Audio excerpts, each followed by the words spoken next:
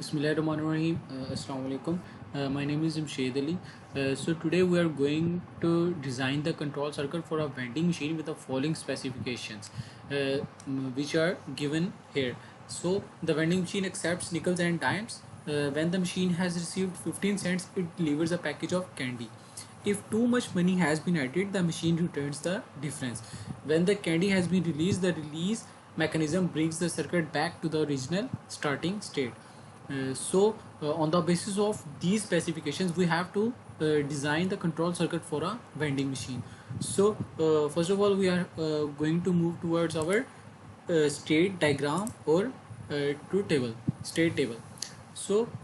You can see here, this is the block diagram of when nickels and dimes are act as an input, then our candy is released, and if dimes are given at input, then their change will also return. So now you can see here, this is the state diagram of S0, S1 and S2. It means if we are inputting 0 nickel and 0 dimes, in this situation our present state is 0 and our next state will also 0 and our output will also in this case is 0. If we are applying nickel, then our state will move towards S1 because our 5 cents are added, and at this stage our output will become 0 and our next state will become at this stage is 1.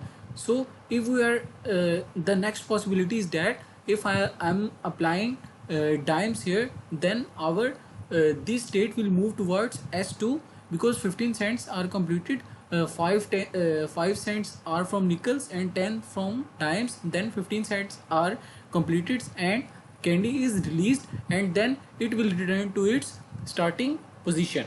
So now as it is in second case, if I am applying just 5 cents and then will have returned it to its state position, then there will be no change and no output, and candy will not release. So after the completion of 15 cents, the candy will release and there will no change and output is 0 in this case. So now you can see here, this is the state table. When our present state is 0 0, mean our present state is S0, then our at this stage our times and nickels are 0 0 and our next state will also 0 and our output will also 0. And if I'm applying 1 nickel on this state S0, then our output at the next state will become 0 and our next state at this state will become 1.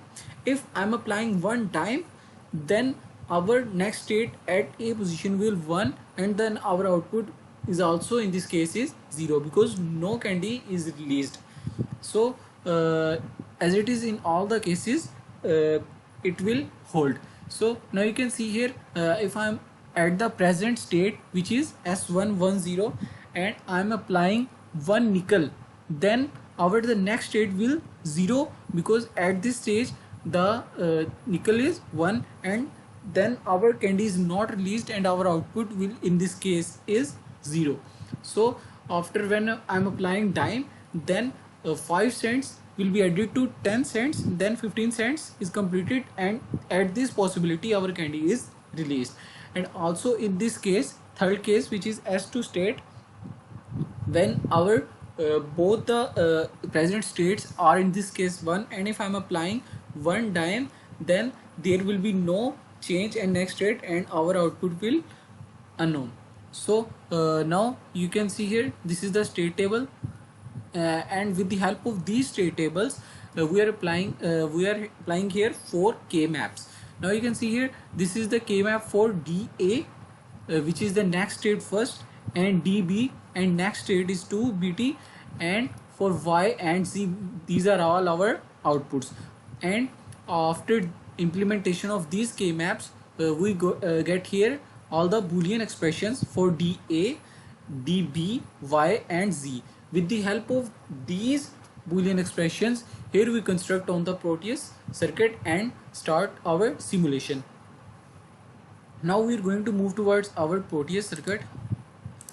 So this is our vending machine Proteus circuit. Now you can see here which I constructed with the help of these 4 K maps conditions. So you can see here I am using here 2 flip-flops which whose clock is common and then will ground to a frequency of 1, and it means when I am applying one nickel and after every 3 seconds means after 1 second 5 cents is stored, and after every 3 seconds then our output will become 1, which means our candy is released at this stage. Now you can see we can check it by running our circuit. Now you can see here if I'm applying 1 here, then now you can see here nickel has 5 cents. It means after every 3 seconds mean 5 cross 315, then our output will become 1. Now you can see here after every 3 seconds our output will become and candy is released. And if I'm applying 1 dime also, then our 15 cents are completed and our candy is released, and our change will also occur after 3 seconds, after every 3 seconds. So this is our basic Proteus circuit and simulation for our vending machine. So hope you understand it. So that's all from my side. Jazakallah.